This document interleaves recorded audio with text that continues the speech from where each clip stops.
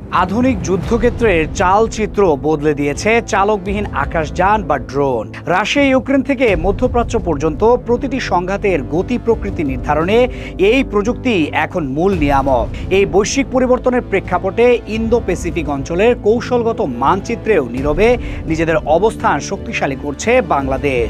দেশটির ড্রোন সক্ষমতা বৃদ্ধি নিয়ে সাম্প্রতিক কিছু তথ্য প্রতিরক্ষা মহলে ব্যাপক আলোচনার জন্ম দিয়েছে এবং প্রশ্ন উঠেছে বাংলাদেশের এই সামরিক আধুনিকায়নের লক্ষ্য কি এবং এর প্রভাব কতটা সুদূর প্রসারী। সম্প্রতি ডেইলি এশিয়ান এজ পত্রিকায় প্রকাশিত ড্রোন ডিপ্লোমেসি অ্যান্ড ডিফেন্স শীর্ষক একটি প্রতিবেদনে বাংলাদেশের ড্রোন সক্ষমতার একটি স্পষ্ট চিত্র তুলে ধরেছে। প্রতিবেদনটির তথ্য অনুসারে বাংলাদেশের সক্রিয় সামরিক ড্রোন বহরে বর্তমানে ৪৪টি ইউনিট রয়েছে। এর মধ্যে রয়েছে তুরস্কের তৈরি বিশ্বখ্যাত বায়রাক্তার TB2 ড্রোনের ৬টি ইউনিট, ইতালিতে নির্মিত ফ্যালকো ড্রোনের ২টি ইউনিট এবং স্লোভেনিয়ার তৈরি ব্রোমোস ড্রোনের ৩৬টি ইউনিট। এই পরিসংখ্যান ইঙ্গিত দেয় বাংলাদেশ তার সামরিক আধুনিকায়নের পথ নীরবে অথচ দৃঢ় পদক্ষেপে অগ্রসর হচ্ছে, যেখানে ড্রোন প্রযুক্তি একটি কেন্দ্রীয় ভূমিকা পালন করছে। এই ড্রোনগুলোর প্রতিটি নির্দিষ্ট সামরিক উদ্দেশ্য পূরণের জন্য সংগ্রহ করা হয়েছে। তুরস্ক থেকে সংগৃহীত বায়রাক্তার TB2 ড্রোনগুলো বর্তমানে বাংলাদেশ সেনাবাহিনী দ্বারা পরিচালিত হচ্ছে। এই ড্রোনগুলো প্রচলিত যুদ্ধের পাশাপাশি আন্তঃসীমান্ত সন্ত্রাসবাদের মতো নানা ধরনের নিরাপত্তা ঝুঁকি মোকাবেলার ক্ষেত্রে অত্যন্ত কার্যকর। অন্যদিকে বাংলাদেশ বিমান বাহিনীর তত্ত্বাবধানে থাকা ইতালির তৈরি ফ্যালকো ড্রোনগুলো জাতিসংঘের শান্তিরক্ষী মিশনে ব্যবহার করা হচ্ছে।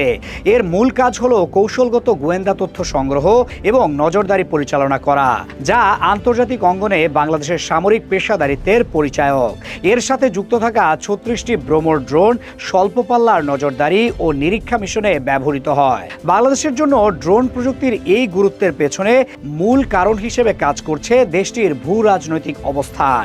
নিরাপত্তা বিষয়ক সংবাদ মাধ্যম ইউরেশিয়ান রিভিউ এর একটি প্রতিবেদনে বলা হয়েছে, ভারত ও মিয়ানমারের মতো দুটি দেশের সঙ্গে সীমান্ত থাকায় বাংলাদেশের জন্য একটি শক্তিশালী ড্রোন বহর অপরিহার্য। এটি শুধু আন্তর্জাতিক সীমান্ত সুরক্ষিত রাখতেই নয়, দেশের অভ্যন্তরীণ নিরাপত্তা নিশ্চিত করতেও বড় ভূমিকা রাখতে পারে।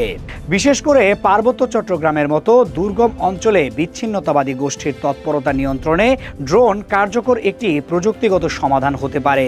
তবে এই সকল চ্যালেঞ্জ মোকাবেলার জন্য বর্তমানের চেয়ে আরও উন্নত প্রযুক্তি ও অধিক সংখ্যক ড্রোনের প্রয়োজনীয়তা রয়েছে। আঞ্চলিক প্রেক্ষাপটে প্রতিবেশী দেশগুলোর সঙ্গে তুলনা করলে বাংলাদেশের ড্রোন সক্ষমতার একটি পরিষ্কার চিত্র পাওয়া যায়। ভারতের ড্রোন ইউনিটের সংখ্যা বর্তমানে ২০০ শতাধিক এবং দেশটি ক্রমাগতভাবে যুক্তরাষ্ট্র ও ইসরায়েল থেকে সর্বাধুনিক ড্রোন সংগ্রহ করছে। পাশাপাশি তারা দেশীয়ভাবেও ঘাতক ড্রোন তৈরির প্রকল্প পরিচালনা করছে।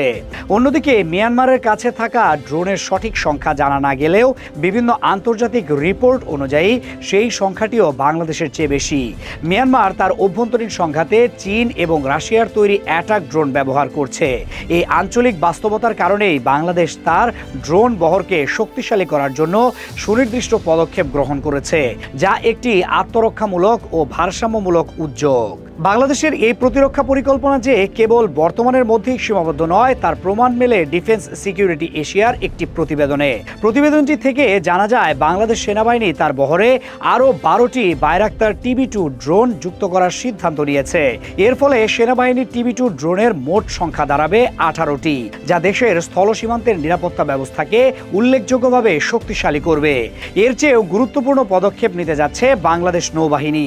সমুদ্র সীমার নিরাপত্তা জোরদার করতে নৌবাহিনী বায়রাক্তারের আরও উন্নত সংস্করণ TB3 কেনার পরিকল্পনা করছে।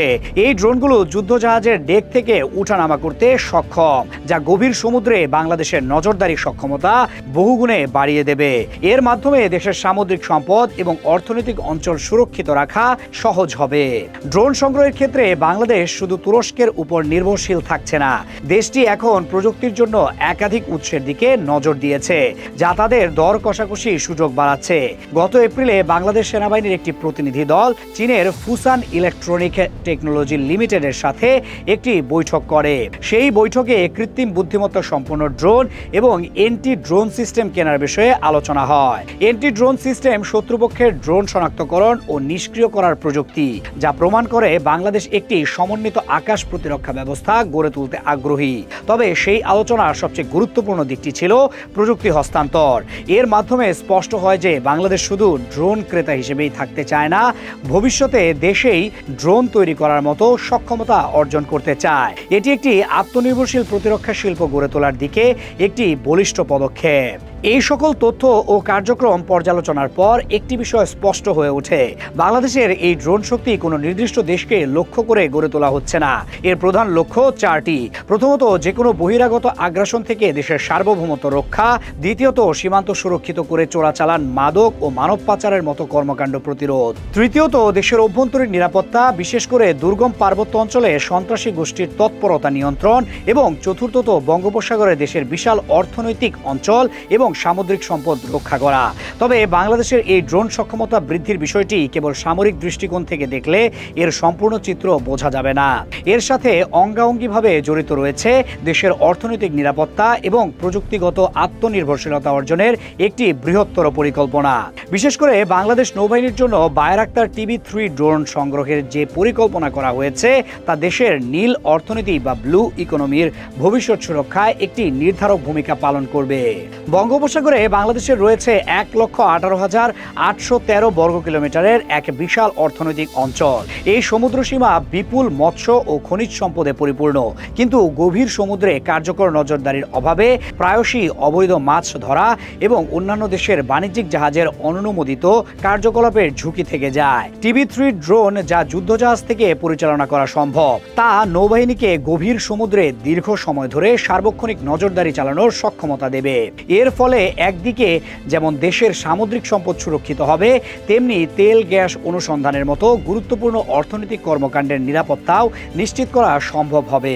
এটি নিছক সামরিক শক্তি বৃদ্ধি নয়, বরং জাতীয় সম্পদের সুরক্ষায় একটি প্রত্যক্ষ বিনিয়োগ। এর পাশাপাশি চীনের সাথে প্রযুক্তি হস্তান্তরের আলোচনা বাংলাদেশের প্রতিরক্ষা শিল্পে একটি নতুন দিগন্ত উন্মোচন করার সম্ভাবনা তৈরি করেছে। ঐতিহাসিকভাবে বাংলাদেশ মূলত একটি অস্ত্র আমদানিকারক দেশ, কিন্তু প্রযুক্তি হস্তান্তরের মাধ্যমে দেশে ড্রোন উৎপাদন শুরু করা গেলে বাংলাদেশ ধীরে ধীরে একটি উৎপাদক দেশে পরিণত হতে পারবে। এর ফলে কেবল বৈদেশিক মুদ্রার সাশ্রয় হবে না, দেশে একটি উচ্চ প্রযুক্তি শিল্প খাত গড়ে উঠবে, যেখানে নতুন কর্মসংস্থান তৈরি হবে এবং দক্ষ জনশক্তি বিকশিত হবে। এই সক্ষমতা অর্জন করলে ভবিষ্যতে বাংলাদেশ নিজেদের প্রয়োজন মিটিয়ে ড্রোন রপ্তানিকারক দেশে পরিণত হওয়ার স্বপ্নও দেখতে পারে, যা দেশের অর্থনীতি ও আন্তর্জাতিক ভাবমূর্তিকে এক নতুন উচ্চতায় নিয়ে যাবে। সবশেষে এটিও মনে রাখা প্রয়োজন যে ড্রোনের ব্যবহার শুধু সামরিক ক্ষেত্রেই সীমাবদ্ধ নয়। এই প্রযুক্তি দ্বৈত ব্যবহারের বিশাল সম্ভাবনা ধারণ করে। দুর্যোগপ্রবণ দেশ হিসেবে বন্যা, ঘূর্ণিঝড় বা ভূমিধসের মতো প্রাকৃতিক দুর্যোগের সময় দুর্গম এলাকায় ত্রাণ পৌঁছানো, ক্ষয়ক্ষতি নিরূপণ এবং উদ্ধার তৎপরতা পরিচালনায় ড্রোন অত্যন্ত কার্যকর ভূমিকা রাখতে পারে। এছাড়া বৃহৎ অবকাঠামো যেমন সেতু বা বিদ্যুৎ লাইনের রক্ষণাবেক্ষণ, কৃষি জমিতে কীটনাশক প্রয়োগ এবং সীমান্ত এলাকায় অপরাধমূলক কর্মকাণ্ড পর্যবেক্ষণেও এর বেসামরিক ব্যবহার সম্ভব। সুতরাং বাংলাদেশের ড্রোন কর্মসূচিকে একটি বিচ্ছিন্ন সামরিক উদ্যোগ হিসেবে দেখলে ভুল হবে। এটি আসলে দেশের সার্বভৌমত্ব রক্ষা, অর্থনৈতিক স্বার্থ নিশ্চিতকরণ এবং প্রযুক্তিগত সক্ষমতা অর্জনের একটি সমন্বিত ও দূরদর্শী জাতীয় কৌশলের প্রতিফলন। এই নীরব প্রস্তুতি বাংলাদেশকে একবিংশ শতাব্দীর ভূ রাজনৈতিক এবং অর্থনৈতিক চ্যালেঞ্জ মোকাবেলায় আরও শক্তিশালী ও স্বাবলম্বী হিসেবে প্রতিষ্ঠা করছে।